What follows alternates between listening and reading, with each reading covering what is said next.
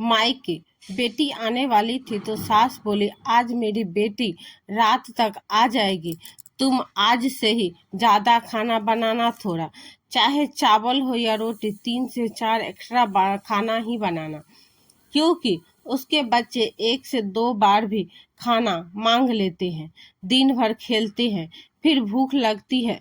मेरी नेहा बच्चों को बाहर के फालतू सामान नहीं खिलाती है। ठीक है माँ जी, बहू बोली।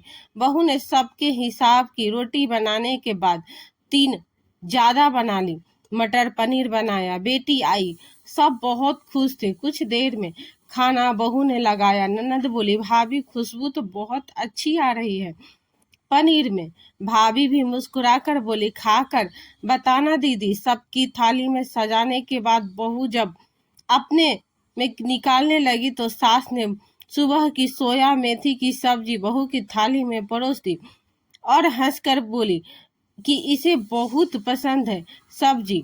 बहू शांत होकर रह गई। रोटी सास ने सबसे नीचे हॉट पॉट में हाथ डालकर निकाली कि ये दिन की है, इसे खाओ। बहू ने चुप होकर खा लिया। हर रोज बच्चे की डिमांड होती, नानी आज छोले भटूरे, कभी आलू के पराठे। सास बहू को ऑर्डर देती, सब तैयार हो जाता। एक भी दिन बच्चों ने दोबारा खाना नहीं मांगा।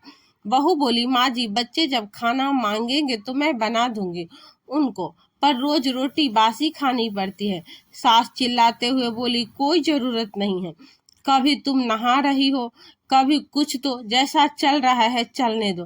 ननद ये सब उस दिन से देख रही थी, पर हद तो आज हो गई जब बहू ने सबको गरम गरम कचौड़ी खिलाई और जब खुद ये के लिए बनाने लगी तो सास बोली, बहू तुम सुबह के मटर पुलाव खा लेना, कचौड़ी मत बनाओ खुद के लिए, वरना वो फेंकना पड़ेगा। बेटी बोली, मम्मी मटर पुलाव गर्म करके दे देती तो मैं भी खा लेती, इसे यह खिल जाता तो भाभी भी ताजा खाना खाती। माँ बोली, तुम क्यों खाओगी बासी चावल, रखे रखे थोड़े ऐंठ जाते हैं, ताजा खाओ, ये है ना खाने के लिए, मैं कोई चीज बर्बाद नहीं होने देती।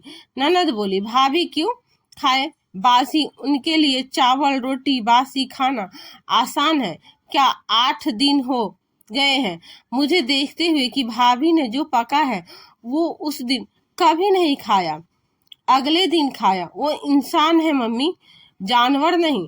आजकल तो जानवर भी सूंघ कर ताजा खाते हैं और बासी देखकर पीछे हट जाते हैं। आपने तो भाभी को जानवर से भी बदतर समझ लिया।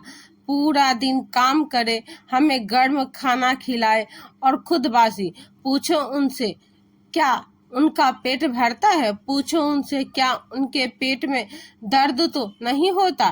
क्या उनका गर्म कचौड़ी खाने का मन नहीं करता?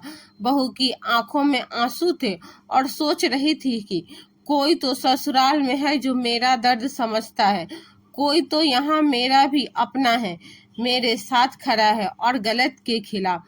तो दोस्तों, आपको ये छोटी सी कहानी कैसी लगी कमेंट करके जरूर बताएं। पेज पर नए हैं तो पेज को फॉलो करना ना भूले। धन्यवाद।